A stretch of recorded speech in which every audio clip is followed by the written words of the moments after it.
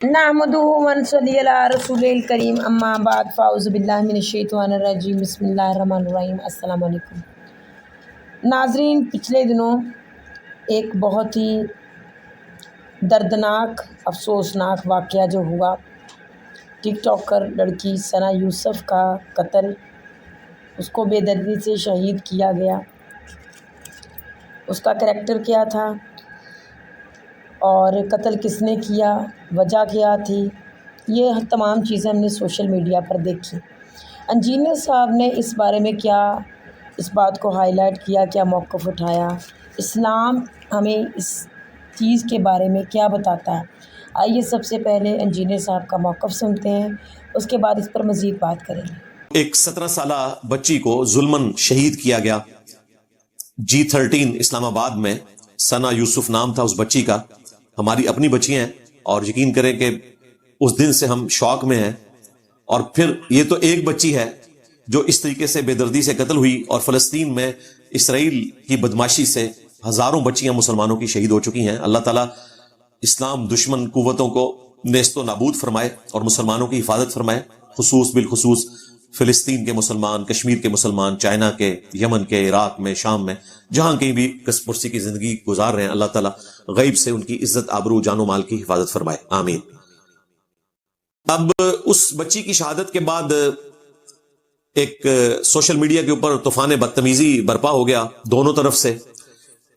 ایک طرف وہ سٹرانچ قسم کے مذہبی لوگ ہیں جنہوں نے بڑے سخت کامنٹس کیے نیچے آ کر کہ جی اس قسم کے کاموں کا یہی نتیجہ نکلتا ہے، بالکل اچھا ہوا، وَلِعَوْذُ بِاللَّهِ تعالی۔ اور اس کے ساتھ جو کچھ ہوا وہ ڈیزرو کرتی تھی، اس کے کرتوت ہی ایسے تھے، اور اپنے پیچھے جو وہ گناہوں کا ایک اتنا انبار لگا کر گئی ہے، اسے جہنم میں جانا چاہیے، اس قسم کے جس کے منہ میں جو بات آئی اس نے وہ کرنا شروع کر دی۔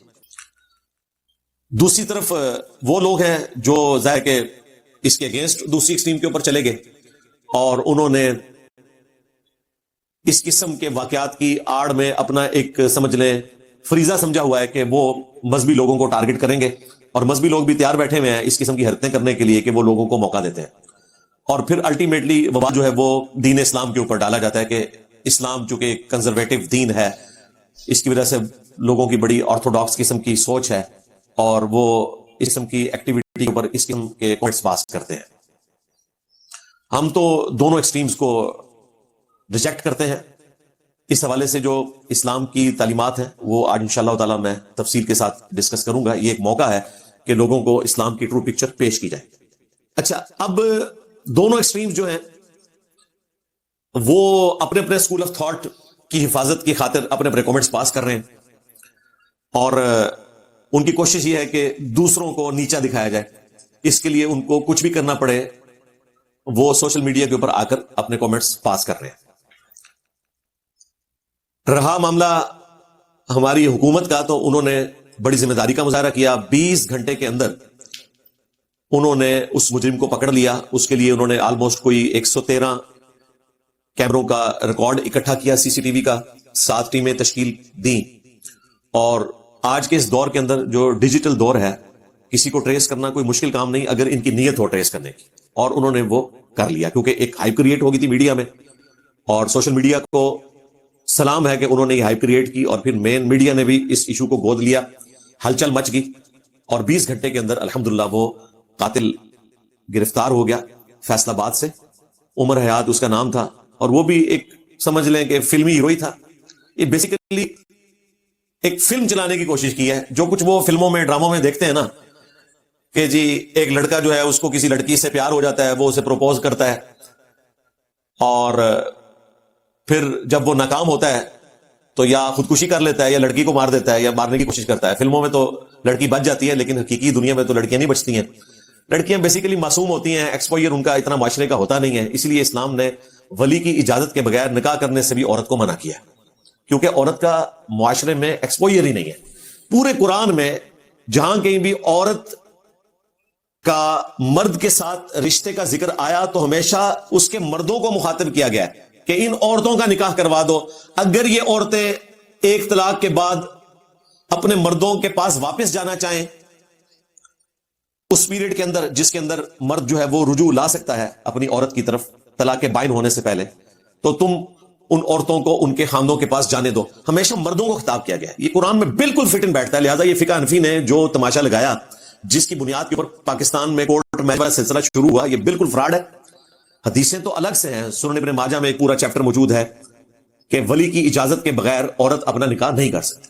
ہاں، صحیح مسلم شریف کے اندر ایک ایکسیپشن ہے کہ جو بیوہ عورت ہے یا متعلقہ عورت ہے جس کا ایکسپوئر ہو چکا ہے معاشرے میں، وہ اپنے ولی سے زیادہ اختیار رکھتی ہے کہ وہ اپنا نکاح اپنی مرضی سے کر سکتی ہے. ظاہر ہے جس عورت کو ایک دفعہ ہاتھ لگ جائیں تو وہ ولی بھی اس کا دوبارہ نکاح کروانا چاہے نا تو اس کو ایگری نہیں کروا سکتے.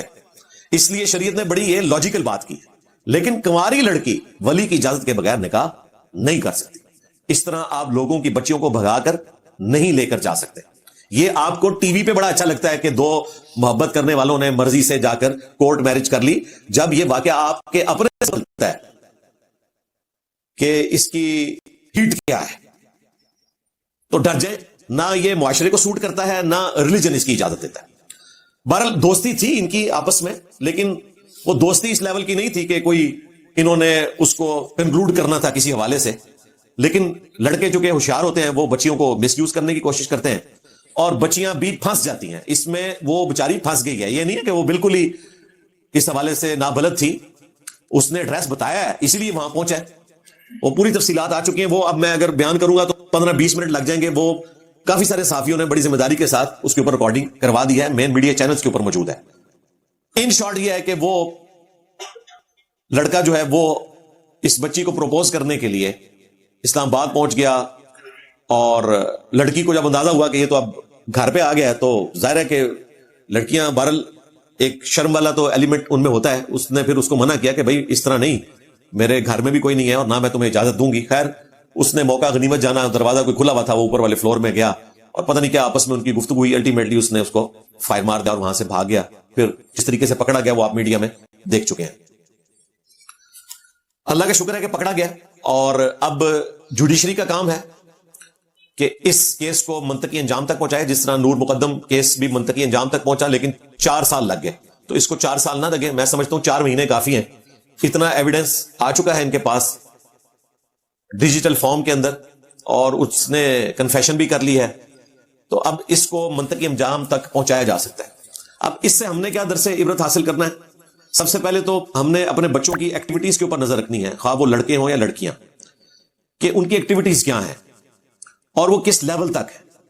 اس ایکسٹریم کے اوپر تو نہیں کہ یہاں تک معاملہ چلا جائے. رہا جو اس کا ریلیجن والا پورشن ہے وہ اپنی جگہ ہے. اس کی بنیاد کے اوپر کوئی شخص کسی کے قتل کو جسٹیفائی نہیں کر سکتا. اگر کوئی لڑکی ٹک ٹاک پر آتی ہے، بے پردگی کرتی ہے، تو یہ اس چیز کی جسٹیفیکیشن نہیں ہے کہ کوئی لڑکا جو ہے وہ اسے پروپوز کرنے کے لیے آئے اور وہ انکار کرے تو وہ اس کو قتل کر دے. اللہ نہ کرے یہ واقعہ کسی کالج یا یونیورسٹی کے اندر بھی ہو سکتا ہے. اب مجھے بتائیں اگر ایک کالج یا یونیورسٹی میں لڑکا لڑکی آپس میں اس طرح کے کسی دوستی کے بندھن میں بن جاتے ہیں. ناظرین، آپ نے سنا اسلام ہمیں کیا تعلیم دیتا ہے ان چیزوں کے بارے میں، اور انجینئر صاحب نے صاف طور پر کہا کہ کسی کو حق نہیں پہنچتا اس طرح کا کہ وہ کسی کو مجبور کرے کسی بھی طرح کے اس طرح کے کام پہ، خاص کر کسی لڑکی کو اس بات پر مجبور کرنا کہ وہ اس سے بات کرے یا اس کے ساتھ کہیں چلے یا اس کے ساتھ شادی کرے.